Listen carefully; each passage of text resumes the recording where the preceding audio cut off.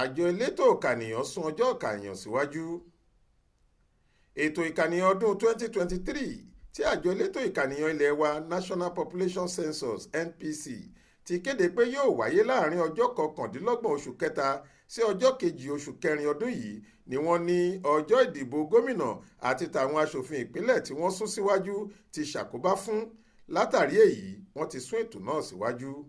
Alága àjọ náà Nasir Kwara ló sọ èyí di mímọ̀ lásìkò tó ń sọ̀rọ̀ níbi ìpàdé kan tí wọ́n ṣe pẹ̀lú aṣojú àjọ ìṣọ̀kan àgbáyé tí wọ́n ń ṣèrànwọ́ lórí ètò ìkànìyàn ìyẹn United Nations Population Fund UNFPA Omidan Ulamuela lọ́jọ́ Ẹtì Friday ọjọ́ 10 oṣù kẹta ọdún yìí nílùú Àbújá.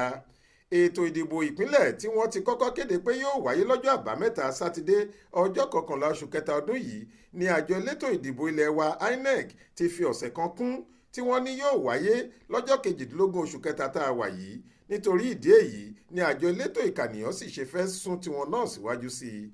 Bó tilẹ̀ jẹ́ pé wọn ò tí ì mọ ọjọ́ tuntun míì tí ètò ọ̀hún yóò wáyé. Kwara sọ fún oníròyìn pé òun yóò rí ààrẹ Muhammadu Buhari láti lè wá ọjọ́ tó dáa míì fún ìkànìyàn lórílẹ̀‐èdè yìí. Bákan náà ni aṣojú àjọ ìṣọ̀kan àgbáyé lórí ètò ìnáwó fún ìkànìyàn UNFPA jẹ́jẹ́ àtìlẹ́yìn lórúkọ àjọ ọ̀hún láti lè mú kí ètò náà kẹsẹ̀ járí. Lọ́jọ́ ìpàdé yìí kan náà ni wọ́n kó ẹ̀rọ kọ̀ǹpútà 16 fún àjọ NPC láti lè mú kíṣẹ́ wọn náà rọrùn sí i.